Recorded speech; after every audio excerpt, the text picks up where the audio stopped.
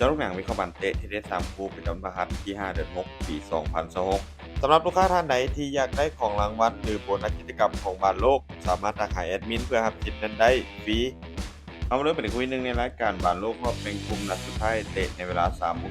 ของคืนนี้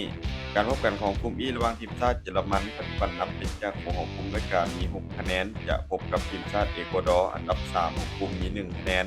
ทีมชาติเยอรมนีพวกเขาถือว่าการันตีในการเข้ารอบแบบแชมป์กลุ่มนัดนี้พวกเขาน่าจะลุ้นได้สร้างนักเตะหลายตำแหน่งแต่โดยมาตรฐานและคุณภาพนักเตะของทีมก็จะบ่ขาดหายหลายเกินไป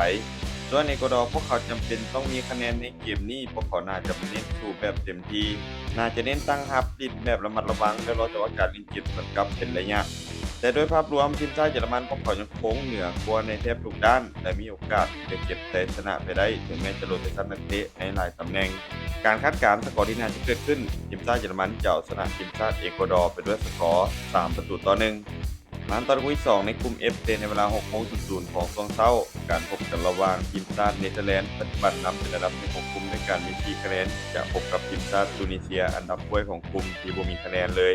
เกมนี้ทีมชาติเนเธอร์แลนด์พวกเขายังคงต้องการเก็บชัยชนะให้ได้เพื่อลุ้นเป็นแชมป์กลุ่มเพราะปัจจุบันแต้มของพวกเขาถือว่าเท่ากับทีมชาติญี่ปุ่นด้วยการมี4คะแนนและผลตามตูนิเซียเท่ากัน ส่วนทีมชาติตูนิเซียพวกเขายังคงเป็นรองในแทบทุกด้านโดยเฉพาะมีปัญหาในเรื่องการเล่นเกมรับโดยที่พวกเขาลงการแข่งขันนี้ไปแล้ว2นัดและเสียไปถึง8ประตูผู้เกมคาดว่าทีมชาติเนเธอร์แลนด์น่าจะเป็นฝ่ายที่ครองบอลและพวกเขาใช้ตลอดทั้งเกมส่วนทีมชาติตูนิเซียพวกเขาน่าจะเน้นตั้งรับลึกรอจังหวะการเล่นเกมสวนกลับ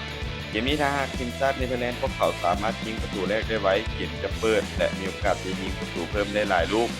การคาดการณ์สกอร์ที่น่าจะเกิดขึ้นทีมชาติเนเธอร์แลนด์จะเอาชนะทีมชาติตูนิเซียไปด้วยสกอร์3-0มันตอนคุย3มีอยู่ที่กลุ่ม F เตะในเวลา6:00นของช่วงเช้าเช่นเดียวกันการพบกันระหว่างทีมชาติญี่ปุ่นปัจจุบันอยู่อันดับ2ของกลุ่มด้วยกันมี4คะแนนเท่ากับจากฝูงเนเธอร์แลนด์จะพบกับทีมชาติสวีเดนอันดับ3มี3คะแนนเกมนี้ยังถือเป็นเกมที่สำคัญของทั้ง2ทีมผลแพ้ชนะอาจจะตัดสินการลุ้นแชมป์กลุ่มหรือรองแชมป์กลุ่มได้เลย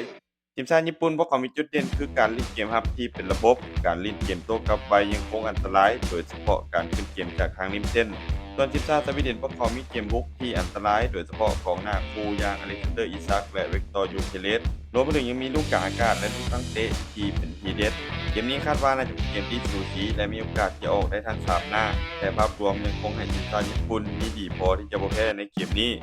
การคาดการณ์สกอร์ที่น่าจะเกิดขึ้น ทีมชาติญี่ปุ่นจะเสมอกับทีมชาติสวีเดนเป็นด้วยสกอร์1-1สุดท้ายนี้เดี๋ยวทุกคนสนใจในทางดีๆแบบนี้กดไลค์กดแชร์ออกไปเพื่อเป็นแนวทางเพิ่มเติมและใครสนใจอยากลงทุนสามารถกดลิงก์ผ่านหน้าช่องได้เลยเด้อ